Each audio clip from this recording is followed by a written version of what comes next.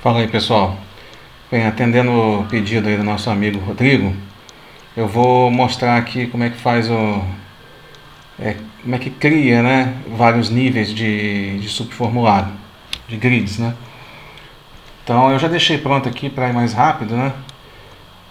Mas eu vou tentar explicar aqui de uma forma bem clara e simples para que vocês possam fazer aí várias sequências de subformulados. O Axis ajuda bastante nesse sentido aí. O visual, eu fiz assim, eu não fiz visual nenhum, né, na verdade, né? Que é só exemplo. Inclusive eu vou colocar outros vídeos aí mais pra frente. Não vou demorar muito não, porque eu tenho feito programação agora com Axis de uma forma bem diferente do usual. Utilizando bastante o SQL. Aliás, eu não estou usando mais o próprio sistema de armazenamento do Axis. Eu faço uma conexão externa com o banco MySQL e eu vou mostrar isso daqui para a galera, como é que faz isso daí, fica muito mais robusto, né? Muito mais robusta a sua aplicação. E com respeito ao design também, eu tenho usado redimensionamento, aí tenho feito redimensionamento, porque sempre foi um problema para quem cria aplicativos com Access, a questão do tamanho da proporção em que você cria e a resolução do usuário ser diferente. Tipo, se você cria usando um 366 por 768 e o cara usa 800 por 600, vai ficar uma coisa impraticável, porque vai ficar muito grande, né, na tela do usuário e pode até sair alguns controles podem ficar fora do campo visual, o que vai dificultar aí a utilização. E ao contrário, né, se você usa uma resolução muito baixa para criar o seu sistema, e o cara vai usar uma resolução altíssima, aquilo tudo vai ficar muito pequeno, né? Os controles que você dimensionou conforme o seu visual, eles vão ficar muito pequenos para quem vai usar na resolução mais alta. E isso dá para você contornar, criando alguns scripts aí de redimensionamento. É bem interessante. O Flex, por exemplo, ele tem isso aí o Flash Builder, né? Ele tem isso aí, já traz isso aí para você, esse redimensionamento. É bem legal. Dá um pouco de trabalho, entendeu? Eu criei um método prático aí para agilizar a escrita, né? Porque você tem que escrever muito código para redimensionar todos os controles, né? Todos os botões, grids, labels que você tem na sua tela, você vai ter que redimensionar conforme a resolução do usuário que estiver naquele momento executando sua aplicação. Então, dá um pouquinho de trabalho, mas o resultado é bem legal. Então, seriam sistemas, o resultado seriam sistemas criados com Axis, que é muito fácil de se utilizar. O Axis é bem fácil, ele otimiza aí, né, a criação. Se você não vai vender a sua aplicação, não vai ceder ela para nenhuma empresa que exija um alto grau de profissionalismo aí no seu sistema e de segurança, etc. e tal. Então você pode fazer com o Axis com uma cara de sistemas profissionais aí, entendeu? Lembrando que o Axis, até estou falando isso tudo aqui agora, mas estou aproveitando para falar mesmo que é importante, é o que eu vou publicar no futuro aí. O Axis ele tem no máximo 2 GB de manipulação de dados, é o que diz a Microsoft, né? Mas por prática eu digo que quando o seu banco começa a passar de 1 GB, ele já começa a ficar ruim, começa a ficar pesado, dá umas travadas. Então, fazendo dessa maneira, conectando com o banco externo, eu uso o MySQL, mas pode ser feito com qualquer outro banco aí, o SQL Server, o Oracle, o Firebase, tem aquele outro também, o Postgre. Enfim, dá para fazer conexão com vários bancos. Eu uso o MySQL porque é gratuito, é rápido, fácil de usar, de instalar. Então, Claro que é legal você usar também um gerenciador para você criar suas tabelas e tal. Tem programas também que você converte suas tabelas no Access para o MySQL e vice-versa, que são muito úteis também, né? Enfim, vou publicar isso aí no futuro.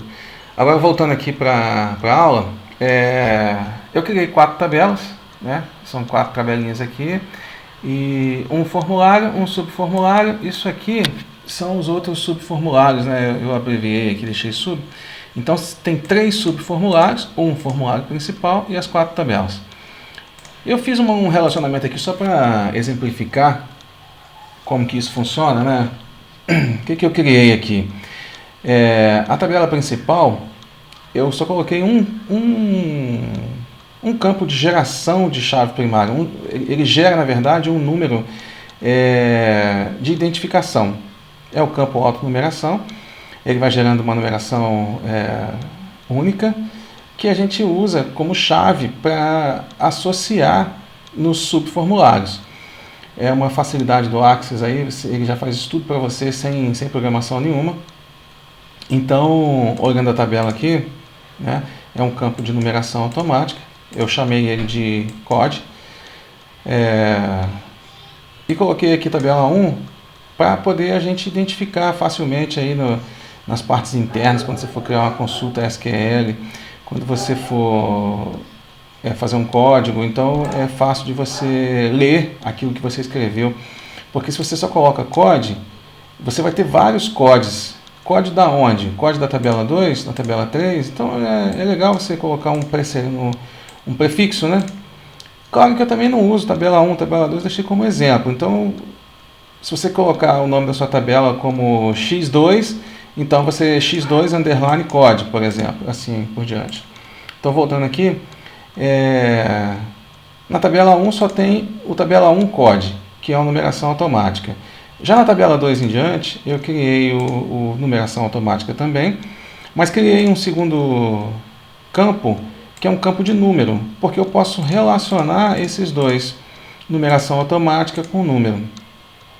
Então, o que acontece aqui? Eu criei um relacionamento de 1 para muitos, infinito, né? Da tabela 1 para a tabela 2, ou seja, para cada número gerado aqui no campo COD da tabela 1, eu vou ter muitos números que podem se repetir no campo COD 2, que é um campo de número, na tabela 2. E assim por diante, conforme vocês podem ver aqui. Bem, a tabela 1, eu deixei alguns dados aqui, né? Deixa eu apagar aqui, tem muitos. A tabela 2, vamos lá, deixa eu apagar isso aqui. Isso. Tá? O que aconteceu? Tinha dados na tabela 3 e na tabela 4, mas conforme eu apaguei todos os dados da tabela 2, em cascata foram deletados também o tabela 3 e tabela 4, porque há aqui um relacionamento do tipo propagação de exclusão dos registros, né?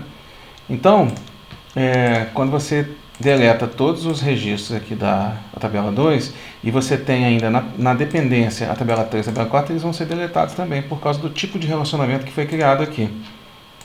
Certo? Voltando. Então, aqui no formulário 1, eu criei um subformulário, que é esse cara aqui. Deixa eu botar o nome igual aqui.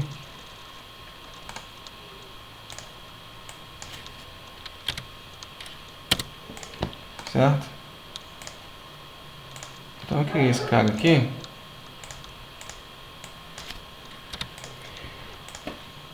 Que é o meu subformulário 1. Tabela 1 sub, aliás, tá? E aí, a origem dos dados dele é a tabela 2. A origem do formulário principal é a tabela 1. A origem do tabela 1 sub é a tabela 2. A origem desse subformulário tabela 3 sub. Cara, isso aqui não está muito legal. 1, 3 e 4. Mas enfim. Vamos seguir aqui. A origem do formulário principal é a tabela 1. A origem do